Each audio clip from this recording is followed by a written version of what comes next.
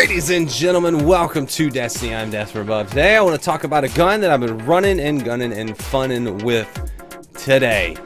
The DIS-43 Suros Legendary Scout Rifle. Now this is the current version you can get from the gunsmith. Good old Banshee 44 that doesn't like me dancing on his tables, but I'm doing it anyway. You can pick this gun up right now if you had the foundry order from last week and you held on to it until this week. So if you haven't picked this gun up, you should definitely do so. If you do have this version, this is the current Armsday version of the DIS-43 that I recommend you pick up. And it's pretty cool. So what I like to do in my gun videos is talk about the gun, talk about the base stats, talk about the perks that I have on mine. Then we'll go over some PvE and PvP performance. And I'll give it the status of fun gun, or not. Or maybe I will, or I won't. You don't know.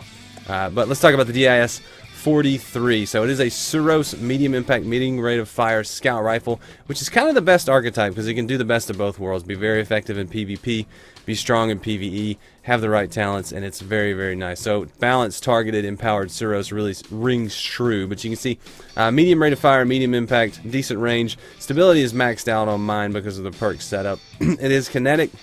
Mine is 400 light. The one I have from Armsday came with the 19 pop-up scope, the 28 scope, and the 57 scope. These are all my favorite scopes for Suros weapons. I love all three of these. These are my best in slot for each one of these. So it dropped with all the scopes that I like, and you see these two icons here which get you very excited. Counterbalance and perfect balance, which means it's already close to max stability. And then you throw in their hand-laid stock, you're going to lose a little bit of range, but these two really make up for it, and it's a really, really interesting roll on this gun.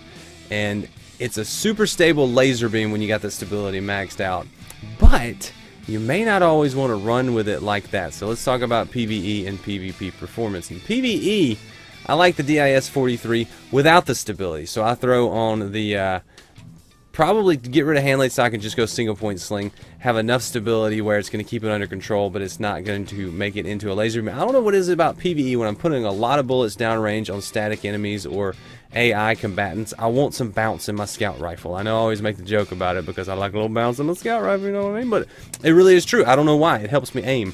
The cadence of the firing and the bounce of the recoil helps me have better target tracking. I don't know. It's like moving around when you're trying to see something that's moving in the distance. You don't think moving your head and changing your angle is going to help you see a moving target better, but it actually does.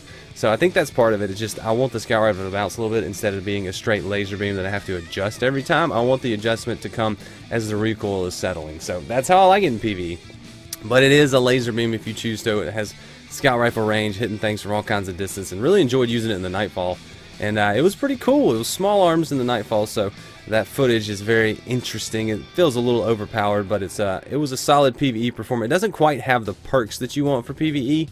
You want some Firefly or Outlaw or something that's going to give you a damage bonus, or some sort of variation on the gun's activity. So I wish I could replace single point sling with some of that, but it's still good.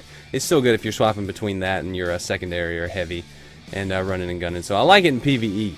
For PvP, this is where it got really interesting. I threw on max stability, went into PvP, did some mayhem, did some rift, and it was very good. Very good. I felt like I could I think it was a 4-shot, no matter what. I don't know, don't quote me on how many shots it takes to kill, but it felt like I was getting kills either going to the body or the head, and it felt like about the same, and it was really, really easy to use. The extra stability in PvP is what I need because it turns it into the laser beam, so when I am on target and I fire, it stays where I fired. So I don't like a lot of bounce in PvP because the targets are very much more active. So I want the gun to go exactly where I point it and stay there. So in PvP, I really like the stability and it was very enjoyable. So is it a fun gun? Is this DIS-43 a fun gun? Well, the thing about the DIS-43 is you can get a ton of good rolls on it. He always, anytime he brings, Banshee brings the DIS-43, it has a really, really good roll. So, Banshee, let's talk. Is this a fun gun? What do you think? Well, he's not a very talkative NPC, but yeah, I'm going to give it fun gun status. I really enjoyed it. What do you guys think about the DIS-43? Did you pick up this version? If not, what version do you have that you think is really, really good? Let me know in the comments, and if you want me to take a look at any other guns, let me know which ones you like and which ones you're interested in. I got my eye on that Arminius D too. I might have to grab that from you, sir, and take that out and try it out from this week. Hot swap, focus fire, small bore. Looks interesting, but let me know in the comments what you think, and I'm gonna get out of here. You guys have been awesome. Leave a like if you enjoyed this. Subscribe if you want to see more. Turn on notifications if you want to be notified when I go live for streaming and videos go live. But until then, until next time, I'm Death Above, and I'll see you later.